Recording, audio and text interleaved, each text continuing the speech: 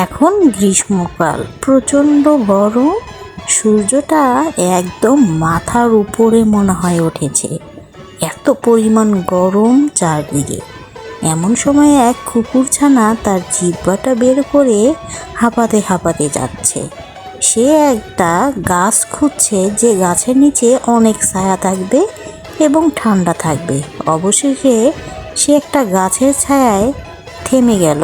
গাছটা অনেক বড় ছিল এবং পাতা ঘন ঘন হওয়ায় সূর্যের আলো কিছুতেই নিচে আসছিল না এবং জায়গাটা অনেক ঠান্ডা ছিল।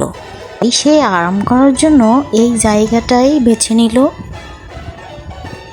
আমার এই জায়গাটা খুবই ভালো লাগে, এত যে ঠান্ডা। গাছের নিচে এত যে ঠান্ডা হয় সেটা জানা ছিল না।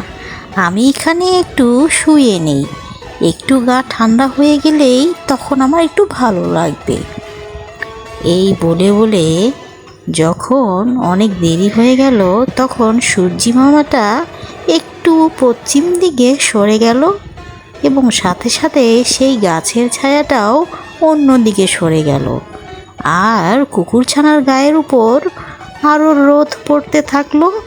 যখন একটু গরম লাগতে লাগলো, তখন কুকুরছানাটা আবার সেই ছায়ার দিকে এগোতে থাকলো। আবার একটু শুয়ে পড়লো।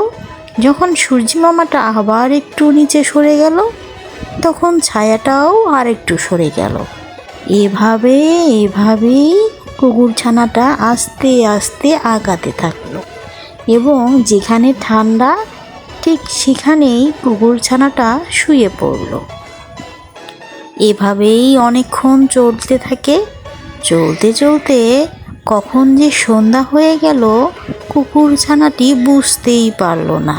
সূর্যি মামাটি চলে গেল এবং আস্তে আস্তে রাত হয়ে গেল। চারদিকে অন্ধকার হয়ে গেল।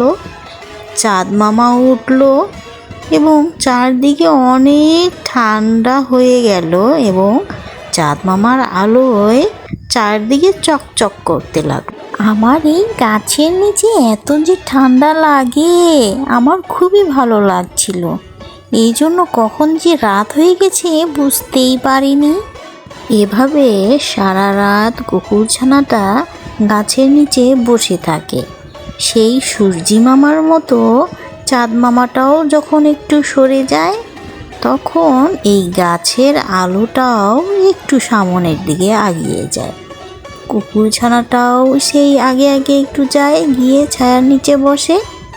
তবে কিছুক্ষণ পর কুকুরছানাটা দেখতে পারে চাঁদ মামা যখনই সরে যাচ্ছিল, আলোটাও সরে যাচ্ছিল আর ঘাসের উপর একটু পানি জমছিল। সে ভাবতে লাগলো, রাত বেশি গভীর হলে ঘাসের উপর পানি জমে এবং সব জায়গায় ঠান্ডা হয়ে যায়।